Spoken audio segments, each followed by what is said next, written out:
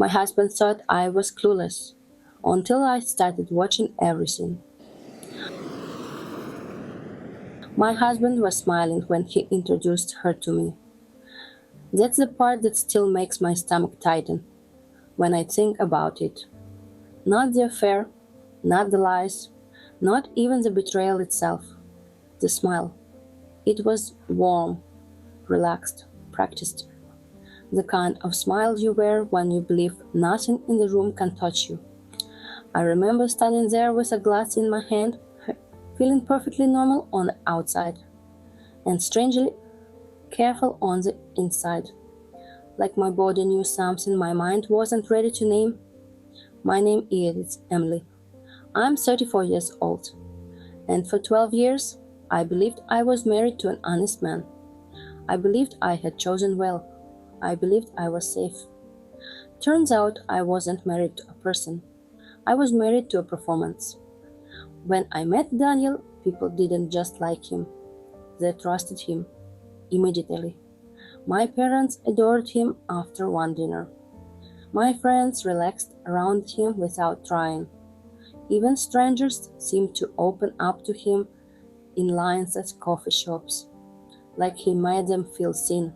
He feels solid, my mother said that night, like someone who won't disappear when things get hard. At the time, I felt proud, relieved. I had grown up watching women around me carry relationships like heavy bags. They carried the calendar, the emotions, the apologies, the cleanup. Daniel didn't feel like that. He felt finished, complete, like someone who had already read the manual on how to be a good man. Daniel knew how to make people comfortable. He listened without interrupting.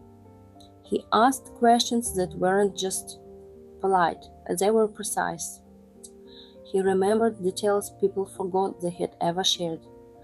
Your niece's name, your dad's surgery, the way you took your coffee. He didn't just remember. He used what he learned in a way that made you feel valued. He never raised his voice, never slammed doors, never lost his temper in public. Even when he disagreed, his tone stayed calm, measured, reasonable. It felt safe. And later I understood. That calm wasn't always kindness. Sometimes it was control. We met at a friend's engagement party. I almost didn't go. I had worked a 12-hour day. My feet hurt, my head was buzzing, and the thought of smiling through small talk felt exhausting. I showed up late, stayed near the wall, planned to leave early. Daniel noticed, not in a creepy way, in a gentle way, like he had been paying attention the whole time. When I said goodbye, he offered to walk me to my car. It felt polite, harmless. We ended up talking for 40 minutes in the parking lot. About work, about family, about the kind of lives we imagined for ourselves. He told me he believed relationships were about transparency. No secrets, he said. Once secrets enter a marriage, trust starts to rot. I remember nodding, thinking how mature that sounded, how rare, how safe. I didn't know I was listening to someone who had already mastered the language of honesty. We didn't rush into anything. We dated for 3 years. Not dramatic, not chaotic, comfortable, predictable. Daniel worked in consulting, long hours, occasional travel. I worked in marketing, creative deadlines, clients who changed their minds constantly. Our schedules fit together neatly. We built rituals. Friday nights on the couch. Sunday mornings at the same diner, the same booth, the same waitress. He'd squeeze my hand when he laughed. He'd look at me like I was the only person in the room. And I believed that look. Because it didn't feel fake. It felt practiced. And there's a difference you don't understand until later. When he proposed, it wasn't flashy. No crowd, no cameras, no public pressure. Just us sitting on the couch, After dinner, the television murmuring in the background. "I don't want a life where you're not next to me," he said. I said yes without hesitation, because he didn't feel like a risk. He felt like the safest choice I had ever made. Our wedding was small, immediate family, a few close friends, simple vows. I remember promising honesty. I remember promising loyalty. Daniel promised partnership. He promised we would always be a team. He promised we would never lie to each other. People cried when he said it. My mother dabbed her eyes like she had been waiting her whole life to believe a man's promises were real. Behind closed doors, he broke that promise almost immediately.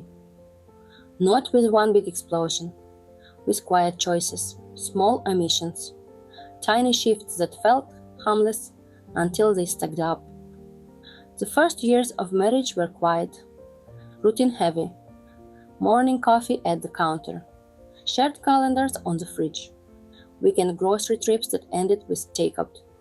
We hosted dinners, went to birthdays, visited family.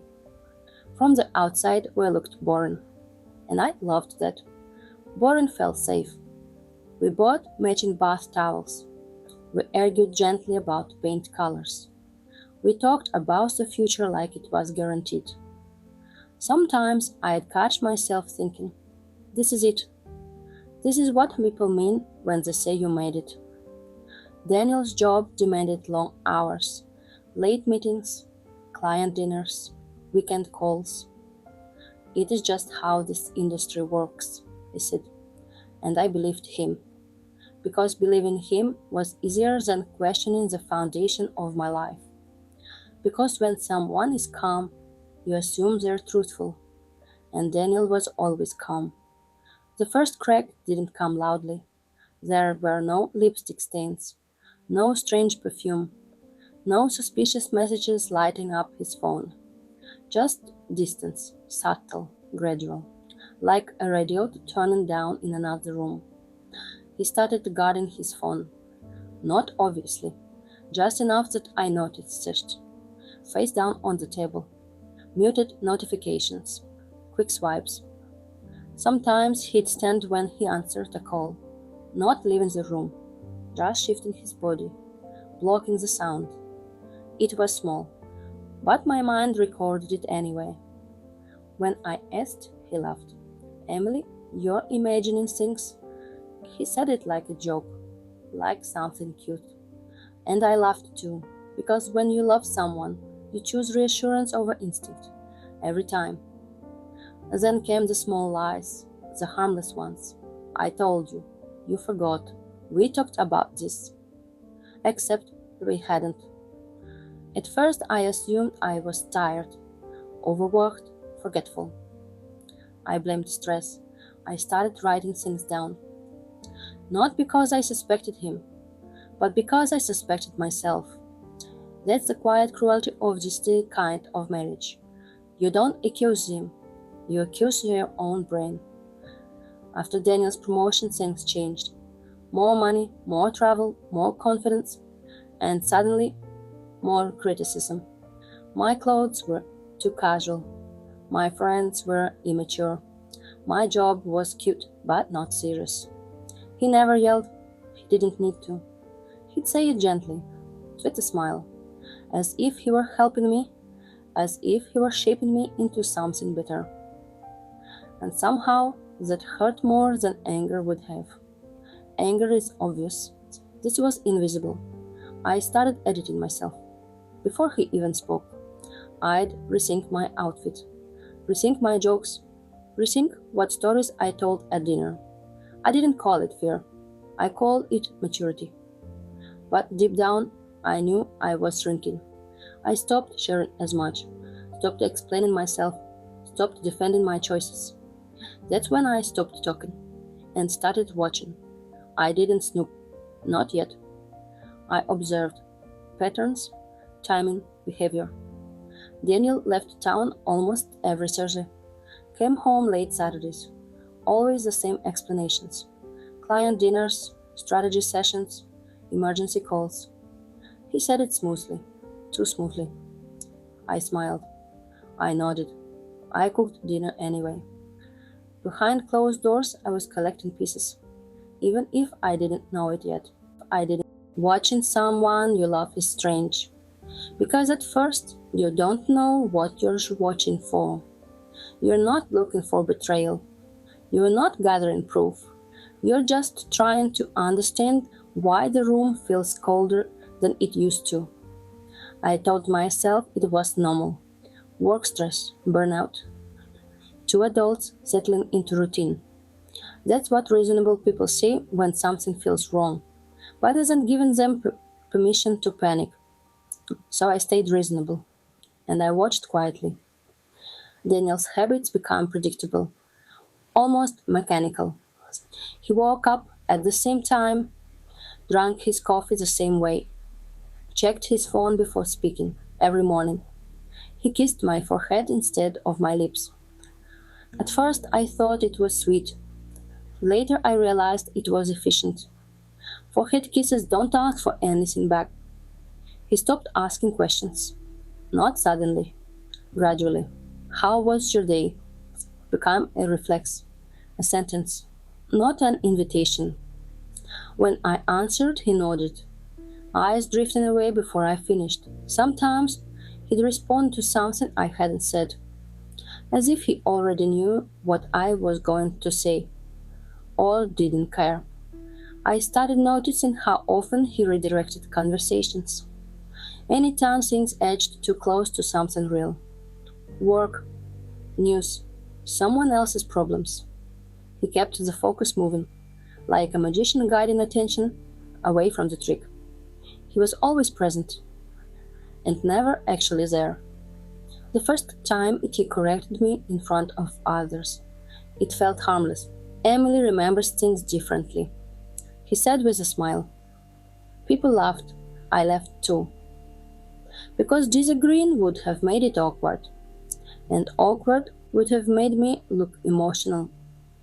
Later it happened again and again, always gentle, always reasonable, always framed as concern.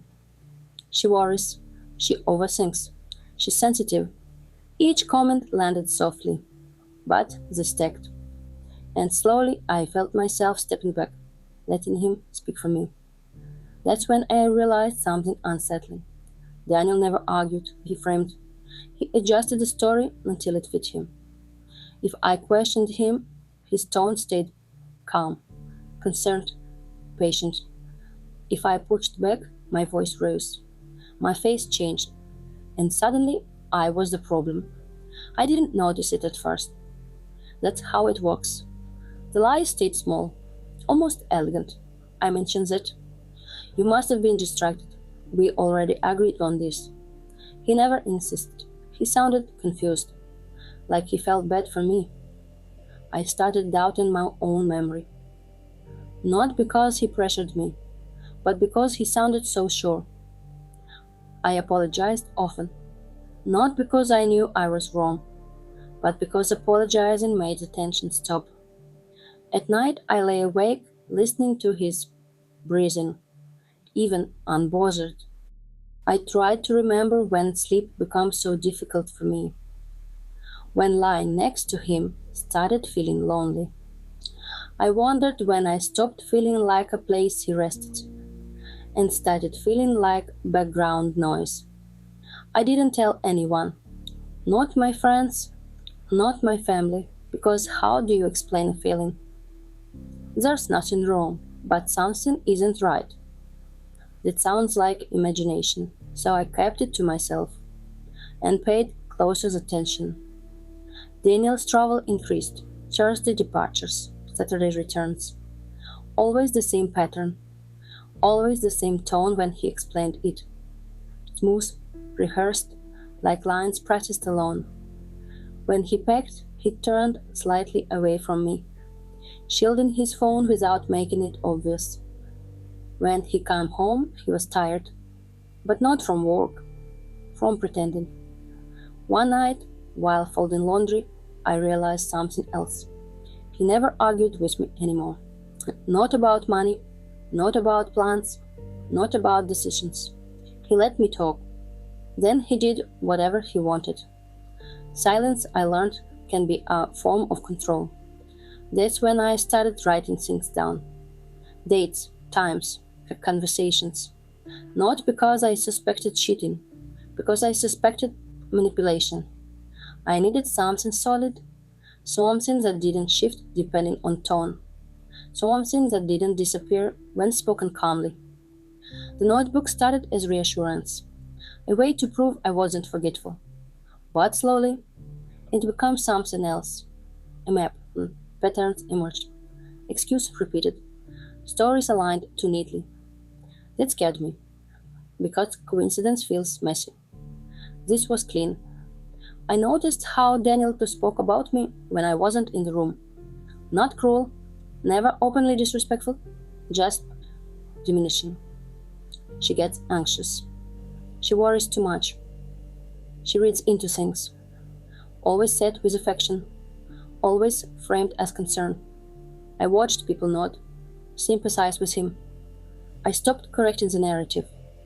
Correcting it made me sound exactly like the person he described. The first time I felt real fear wasn't dramatic. It was quiet. I was standing in the kitchen, staring at the calendar, looking at his travel dates, and realizing I could predict his movements weeks in advance. Not because I knew his job, because I knew his pattern. That's when it hit me. I wasn't confused. I was being managed. I stopped asking questions entirely. That was deliberate. Questions give liars information. Silence makes them careless. Daniel relaxed. He smiled more, touched my shoulder as he passed. He thought the problem had resolved itself, that I had finally settled. That was his mistake. I became invisible on purpose. I listened, I observed, I waited. And behind closed doors, something inside me shifted. From uncertainty to awareness. There's a moment when doubt stops arguing.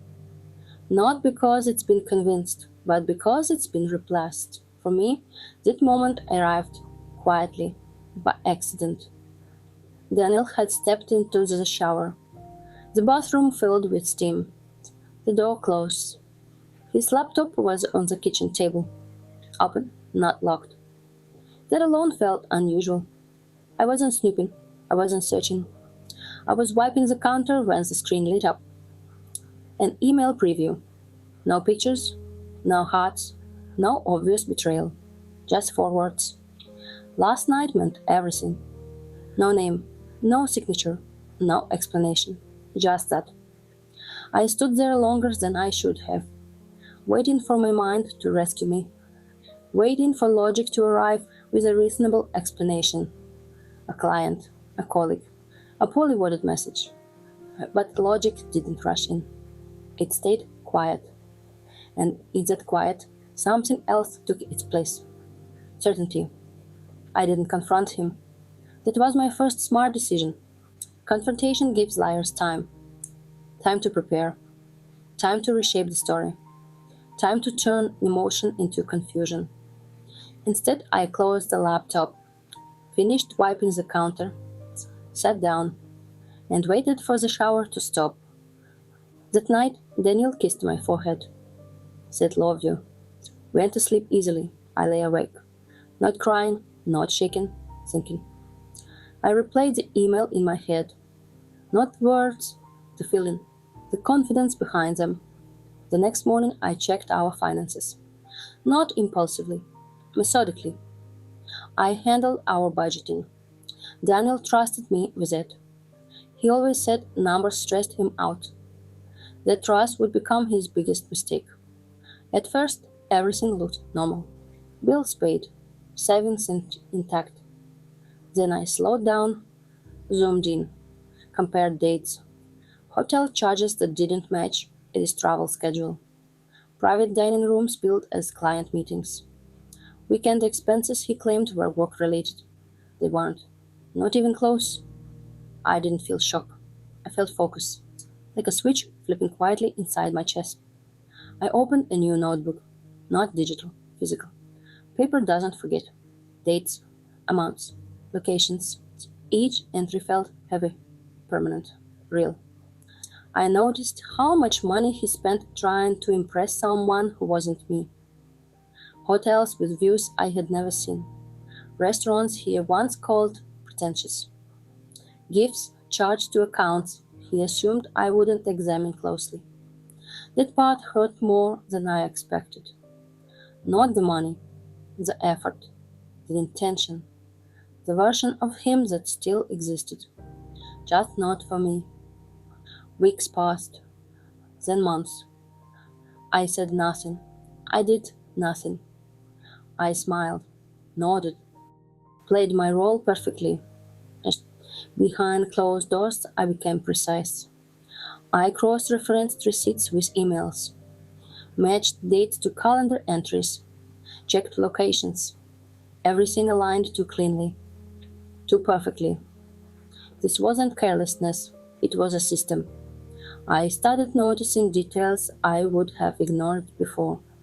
And how he positioned his phone when we sat together. How he stepped away to answer certain calls. How his stories came prepackaged, with no room for questions. He didn't improvise, he repeated. That's how I knew the story wasn't new. 6 months later, I knew everything. Her name, her job, her apartment, her schedule. She wasn't a stranger. She was a colleague.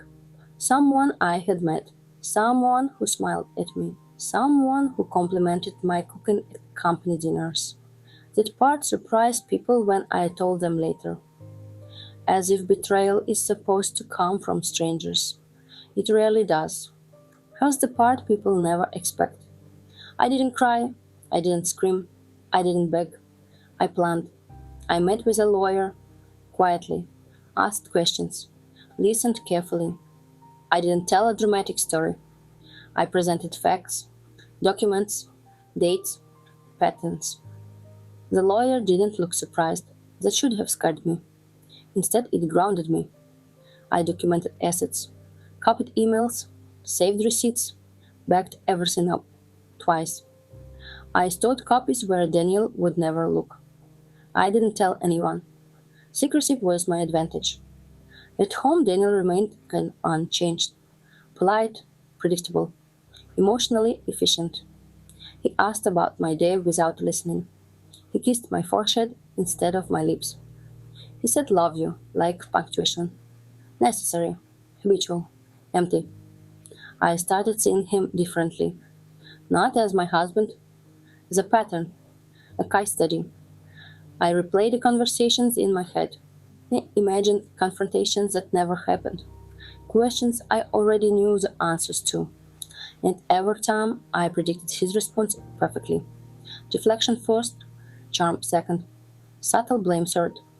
If all else failed, silence. I refused to give him that script. Daniel believed I was still clueless, still trusting, still blind. That was his second mistake. The third mistake, her underestimated patience. I didn't rush anything. That was the most important part. I didn't want drama.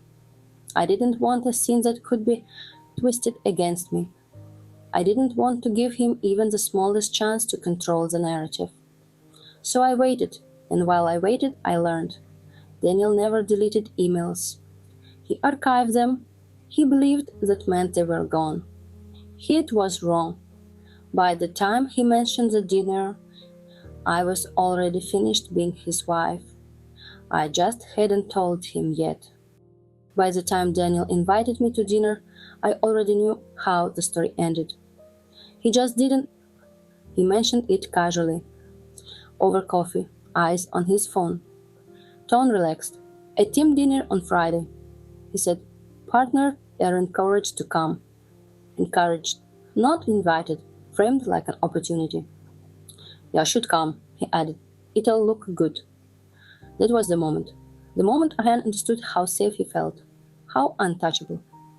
I said yes, calmly, casually. As if this were just another obligation. Inside, everything went quiet. That kind of quiet that only comes when the decision has already been made. Preparation doesn't look dramatic, it looks deliberate. I chose my outfit slowly, not seductive, not confrontational, not symbolic, neutral, confident. The kind of outfit that doesn't ask for attention, but doesn't apologize for taking up space. I wasn't dressing to impress, I was dressing to stand still. In the days leading up to the dinner, Daniel relaxed. He smiled more, touched my shoulder as he passed, asked polite questions he didn't wait to hear the answers to. He thought the tension had passed, that silence meant peace. He mistook restraint for surrender. I reviewed everything one last time: emails, receipts, dates. Not because I doubted myself, I didn't. Because I wanted no loose ends, no gaps, no room for interpretation. Facts don't argue. They wait. The restaurant was expensive in a quiet way. No loud music, no crowded tables, soft lighting, heavy chairs, a private room set slightly apart. The kind of place where people lower their voices automatically, where reputations matter, where things don't disappear when the night ends. She was already there when we arrived, sitting across the table, relaxed, comfortable, too comfortable. She looked like she belonged. That bothered me more than I expected. I recognized the bracelet immediately, because I had watched Daniel buy it, with our money. He had said it was for a client. I remembered the charge, the date, the lie. She didn't look at me at first. She laughed when someone else spoke, lifted her glass easily, like she'd done this before. When she finally met my eyes, her smile faltered, just slightly. Not guilt, recognition. Daniel didn't flinch, not even for a second. That told me everything. Dinner unfolded slowly, predictably. Small talk, wine poured, polite laughter. I spoke when spoken to, smiled when expected. But mostly I watched. I watched how Daniel leaned toward her when he laughed, how his tone softened, how his attention followed her movements around the table. I watched how she avoided using his name, how she mirrored his posture. They moved like people who knew each other's rhythms, people who believed no one was watching. I noticed other things too: the pauses, the glances that lingered half a second too long, the way conversation stalled when I spoke, then restarted when she did. The room didn't know why it felt uneven, but it did. I waited, not impatiently, intentionally. I waited until dessert, until forks rested on plates, until conversation loosened, until people leaned back in their chairs. That's when defenses drop, that's when rooms exhale. Daniel, I said gently. My voice didn't cut the air. It settled into it. The table quieted. Yes, he replied, smiling. The same smile, the one that assumed safety. Should I congratulate you? Confusion flickered across his face. For what? He asked. For managing two lives for over a year. Silence. Not awkward silence. Total silence. The kind that presses against your ears. Someone inhaled sharply. Someone else looked down. Daniel laughed. Once, short, forced. You're joking, he said. I'm not, I replied. I turned toward her. And you, I said calmly. You should return my bracelet. She froze. Color drained from her face. It doesn't suit borrowed trust. Daniel tried to regain control, tried to soften it, tried to explain, tried to frame it as a misunderstanding. He spoke carefully, reasonably. He tried to make me look emotional. But control evaporates when truth enters the room uninvited. I stood. The chair barely made a sound. I placed a folder on the table. Printed emails, hotel receipts, dates. I didn't spread them out. I didn't need to. I already filed, I said. This isn't a discussion. It's closure. I didn't wait for responses. Didn't scan face. Didn't look back at him. I walked out. Outside the air felt different. Cooler, lighter. Not because it was over, but because I was no longer carrying it alone. The divorce didn't look the way people imagine it. There were no dramatic phone calls, no public accusations, no late night confrontations. It unfolded quietly. Paperwork, signatures, dates circled on a calendar. Efficient, unromantic, exactly how I wanted it. By the time everything was official, I had already grieved. That surprises people. They think grief comes after the end. For me, it arrived in fragments, long before, in moments when I realized the man I loved had never fully existed, in silences that stretched too far, in conversations where I spoke and felt unheard. By the time the marriage ended on paper, there were no tears left to give, only clarity. Daniel told people he lost me suddenly, that I changed, that he never saw it coming. In a way, he was right. He never saw the version of me that learned to observe instead of react, the version that stopped explaining herself, the version that didn't need permission to leave. He tried to reach out, messages that started with apologies, ended with explanations, circled back to justification, each one carefully written, each one asking for something: understanding, forgiveness, absolution. I didn't respond, not out of anger, out of certainty. Some conversations only exist to pull you back into a story you've already finished. The apartment felt unfamiliar at first. Not empty, just open. I noticed sounds I hadn't heard before. The hum of the refrigerator, the click of the heating system at night, my own footsteps moving freely through the space. I realized how much quiet I had been sharing with someone who never really heard it. I redecorated slowly, not to erase the past, to redefine the present. I removed things that belonged to us, the framed photos, the extra chairs we never used. I kept things that belonged to me, the bookshelf by the window, the desk I worked at late into the night, the mug I always reached for without thinking. Each decision was small, but final. Friends asked how I was doing. I didn't give them a rehearsed answer. I told them the truth. I'm learning who I am without being managed. Some nodded like they understood. Some looked uncomfortable. That was fine. Understanding isn't required for healing. There were mornings I woke up disoriented, reached for routines that no longer existed. Moments when silence felt unfamiliar, but it wasn't heavy. It didn't press down on me. It made room. I noticed changes in my body before I noticed them in my thoughts. My shoulders relaxed, my jaw unclenched. I stopped flinching when my phone buzzed, stopped replaying conversations in my head, searching for mistakes. I wasn't being corrected anymore. I wasn't being reframed. I wasn't being managed. Sometimes I replay that dinner in my mind, not with anger, with clarity. Because that was the moment everything aligned, the moment the performance ended. Not because I exposed it, but because I stopped participating in it. I realized something important in the years that followed. I hadn't been clueless, I had been trusting. And there's a difference. Trust isn't weakness, it's a choice. And when the choice is betrayed, strength isn't in revenge. It's in walking away without needing the other person to understand why. Daniel was very good at appearing honest.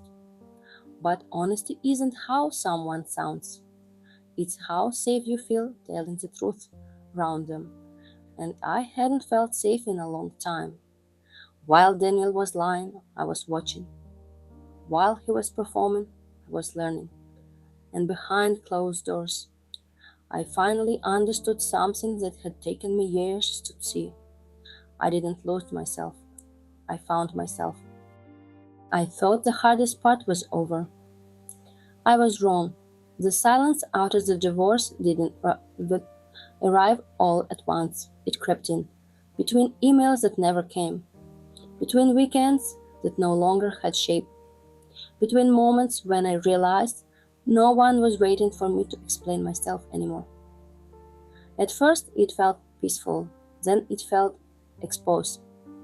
People assume freedom feels loud, celebratory, liberating in obvious ways. For me, it felt quiet, like standing alone in a room after the music stops.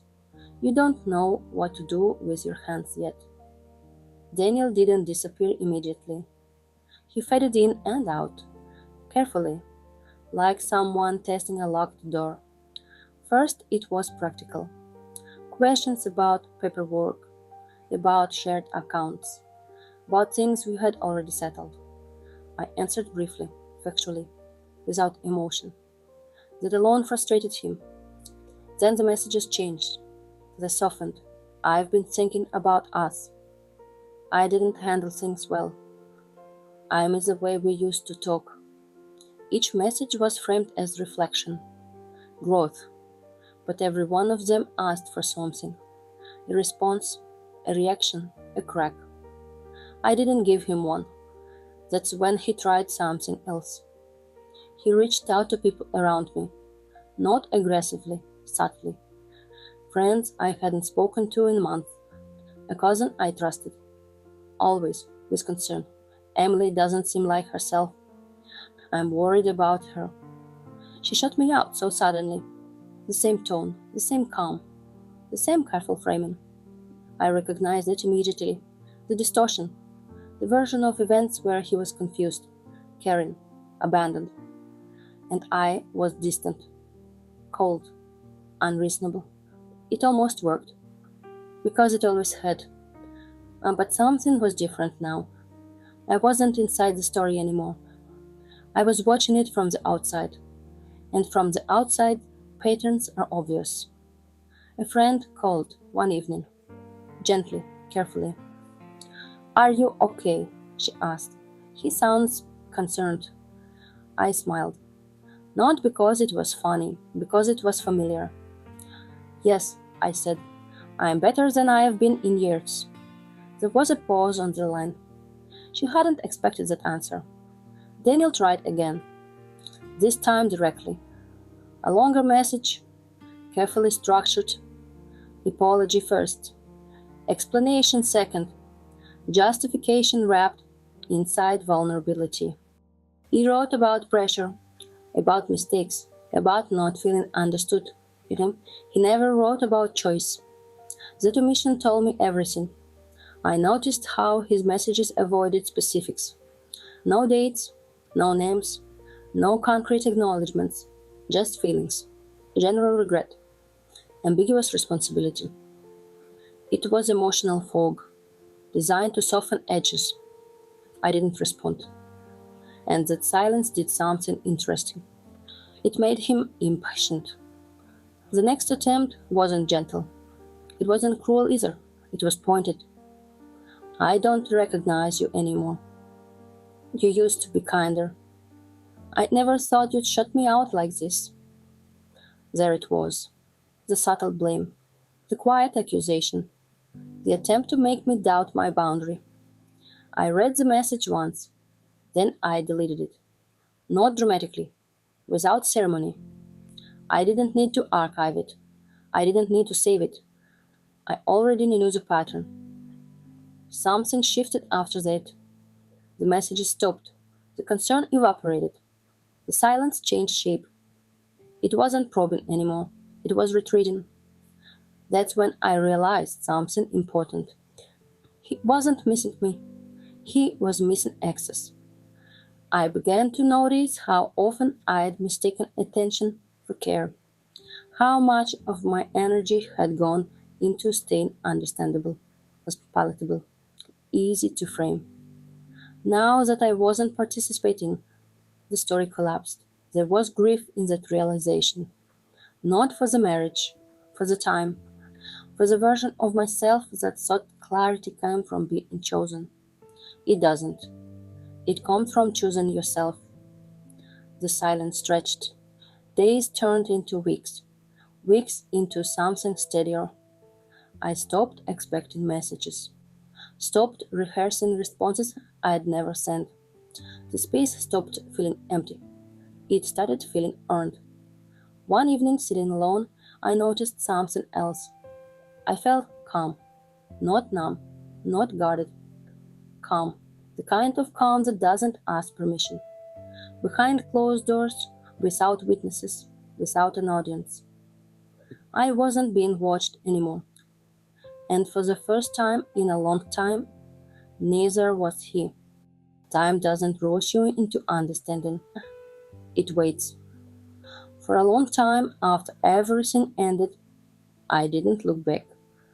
Not because it hurt too much, but because I didn't need to. The story had already said everything it was going to say. People like to ask when you knew, as if there's a single moment, a clear line, a dramatic reveal. There wasn't. There were dozens of small moments. Moments I ignored. Moments I explained away.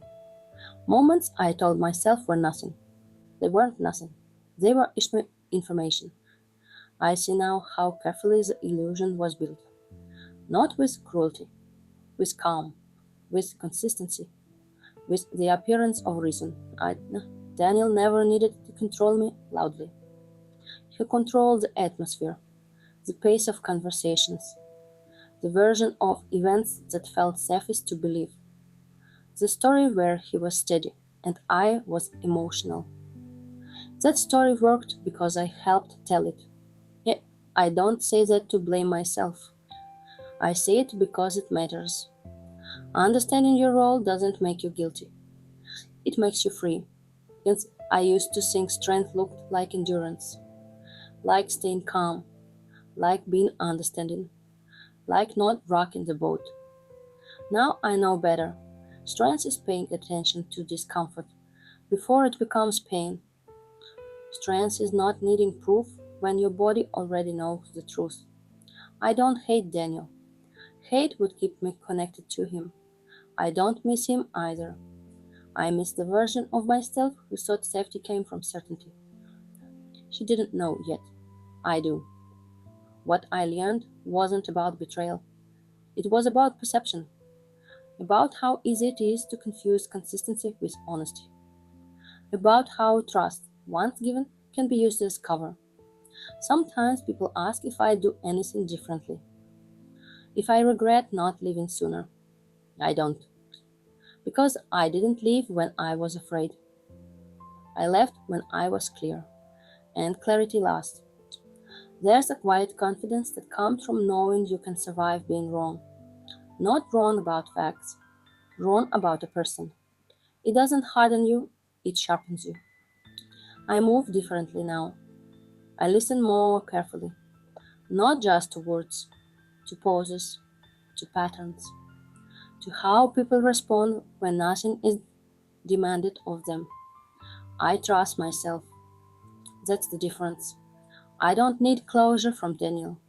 Closure isn't something another person gives you. It's what happens when your story stops needing their voice. Looking back, the smile that once unsettled me makes sense now. It wasn't joy, it wasn't confidence, it was certainty. The certainty of someone who believed he was unseen. He was wrong, because while Daniel was performing, I was learning.